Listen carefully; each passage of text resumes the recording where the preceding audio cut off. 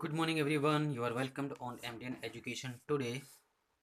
जैसा कि आपको पता है कि हम 10th क्लास का जो थर्ड चैप्टर है the midnight visitor written by Robert Arthur, इसको डिस्कस कर रहे हैं और approximately half of the summary we have discussed in the last video. So let's to move now. Possible आज तो थोड़ा सा इसकी बैकग्राउंड जो स्टोरी है उसको एक बार ज़रूर अपने माइंड में रिपीट कर लेते हैं। तो ओसेबल इसके अंदर अभी हमने पढ़ा था कि इसके अंदर तीन कैरेक्टर हैं। एक ओसेबल है जो सीक्रेट एजेंट है, एक फाउलर जो कि यंग एंड रोमांटिक राइटर है, और एक मैक्स है जो अदर सीक्रेट एजेंट है। तो क्या होता है, ओसेबल के पास है जो वो एक क्या आने वाली है। ओसेबल जो एक छोटे से फ्रेंच होटल में रहता है पेरिस में, जो कि डिंगी सा रूम है। और जो फाउलर है वो ओसेबल के ऊपर रोमांटिक स्टोरी, एडवेंचरस स्टोरी लिखना चाहता है। लेकिन जैसे ही फाउलर ओसेबल से मिलने के लिए जाता है, तो जैसे ही वो रूम के अंदर एंट्री करते हैं तो उनको एक अनादर कैरेक्टर के रूप में मैक्स, जो वहाँ पर सीक्रेट एजेंट है, वो मिलता है, जिसने उनकी तरफ पिस्टल को पॉइंट किया हुआ है। तो अब जो मैक्स, जो ओसेबल है, वो सीरियसली और थोड़ा सा चिंतित क्या हो जाता है, आर्म चेयर पर बैठ जाता है और अपनी थोड़ी प्रेजेंस ऑफ माइंड का यूज़ करता है। यहाँ पर मोस्ट इम्पोर्टेंट जो बात है, जो मैसेज मिलता है इस चैप्टर से, वो है प्रेजेंस ऑफ माइंड का यूज़ करना। तो यहाँ पर ओसेबल क्या कहता है कि जो बालकनी के थ्रो, बालकनी में से जो एक विंडो है उसके थ्रो कोई भी है, दो एक महीने में 2 बार एंट्री कर चुका है उसके रूम में, तो इसकी जो कंप्लेन है वो होटल अथॉरिटीज़ को करेगा। लेकिन जो मैक्स है वो कहता है कि वो विंडो के थ्रू नहीं आया, बल्कि उसके पास क्या थी, एक पास की थी, जिसकी वजह से उसने क्या किया है, एंट्री की है रूम में। तो अब देखो आगे क्या होता है। Osible asked Max how he had learn about the report. अब जो ओसिबल है वो मैक्स से पूछता है कि यदि तुम यहाँ आ तो गए हो, तुम ये बताओ कि तुम्हें रिपोर्ट के बारे में कैसे पता चला। Max told Osible he wished he knew Max Osible को बताता है he wished he knew how the report has been obtained by Osible's man.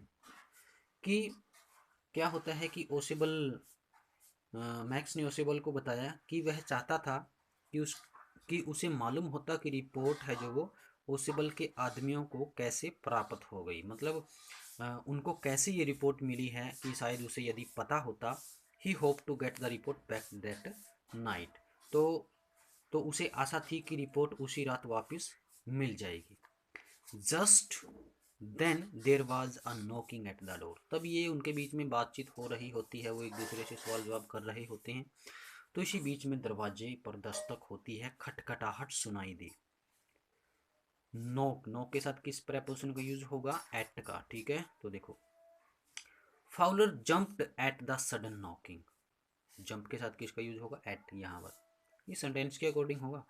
Fowler jumped at this sudden knocking. तो फाउलर जो था अचानक ये खटखटाहट सुनकर के घबरा गया। ओसेबल स्माइल्ड, ओसेबल मुस्कुराया। अब ओसेबल तो मुस्कुराया। He told him that was the police. और उसने उसको कहा, ओसेबल ने मैक्स को कहा, ये पुलिस हो सकती है। And he had told the police about the important report. और उसने पुलिस को इस इम्पोर्टेंट रिपोर्ट के बारे में बताया था। It needed extra protection. इसको ज़्यादा, मतलब इस रिपोर्ट को है जो वो प्रोटेक्शन की ज़रूरत थी, एक्स्ट्रा प्रोटेक्शन की ज़रूरत थी। And so the police was there to make everything all right. तो इसलिए शायद पुलिस ये देखने के लिए यहाँ आई है कि सब कुछ ठीक ठाक है क्या।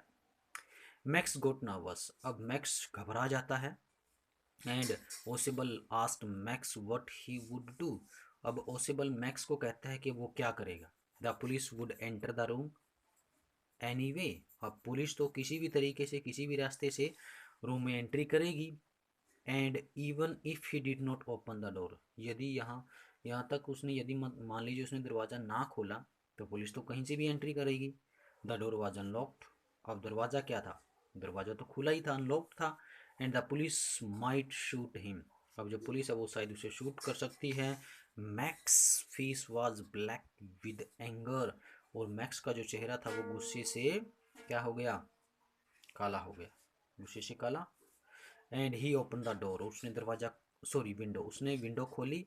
ही put his leg out into the night, और उसने क्या किया, उसने बाहर खिड़की से बाहर अपनी टांग रखी। And he wanted to escape through the window, और वो विंडो के थ्रू बच निकलना चाहता था। He asked Ausable to send the police back, और उसने ओसिबल को कहा कि पुलिस को वापस भेज दो। He would go and wait on the balcony, और वह जाएगा और बालकनी पर वेट करेगा। He would shoot take he chance, तो उसने कहा उसको शूट कर देगा, जल्दी करो, ठीक है, अपने अवसर का प्रयोग करो। And the knocking at the door became louder, और दरवाजे पर जो खटखटाहट थी वो और तेज हो गई। समबडी कॉल्ड ओसिबल रिपीटेडली, और किसी ने ओसिबल को बाहर से पुकारा, मतलब बार बार आवाज़ आ रही थी। Ausable Ausable, Max had his gun cover Ausable and Fowler, और मैक्स ने ओसिबल और फॉलोअर पर अपनी गन को लगा रखा था एंड पॉइंट कर रखा था। He moved his other leg up and over the window sill, तो उसने क्या किया, he moved the other leg up and over the window sill, तो उसने अपनी दूसरी टांग को भी जो खिड़की की दहलीज थी उसके ऊपर रखा, जो नीचे का पार्ट होता है विंडो का, ठीक है, उसको बोलते हैं सिल।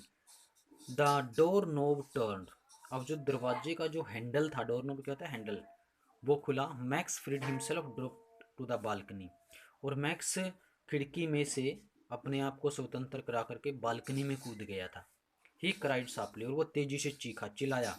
द डोर ओपन, दरवाजा खुला। A waiter stood there with a tray, a बोतल एंड टू ग्लासेज, और एक वेटर वहां पर खड़ा था, मतलब वो पुलिस नहीं बल्कि क्या थी, क्या था, वो एक वेटर था जो एक बोतल और टू ग्लासेस लेकर के आया था।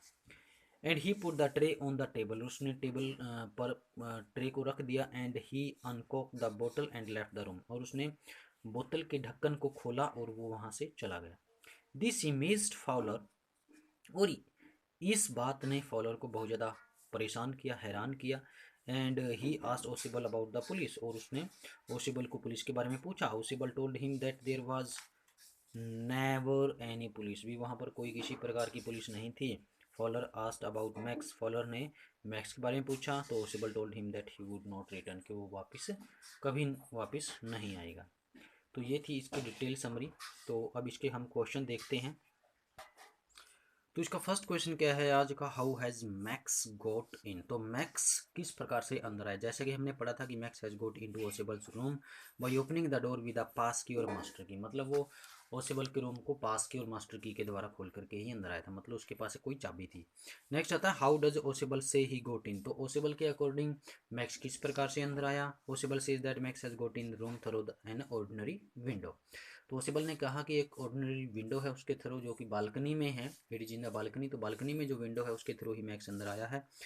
And he says that he will complain against the balcony to the hotel management, and this is the second time when somebody has got into his room through the balcony, भी किसी ने 2 बार, महीने में 2 बार अब इसके रूम में entry की है, तो वो इसकी कंप्लेन है, जो वो बालकनी की कंप्लेन है, जो वो होटल मैनेजमेंट से करेगा। नेक्स्ट क्वेश्चन है, how Ausable did not fit any description of a secret agent Fowler had ever read, जैसा कि फॉलोअर ने कभी पढ़ा था, तो ओसिबल है जो वो किसी भी प्रकार से उसका जो फिजिकल अपीयरेंस है, जो उसकी डिस्क्रिप्शन है, वो एक सीक्रेट एजेंट के जैसी बिल्कुल भी नहीं है, बिल्कुल नहीं दिखता वो।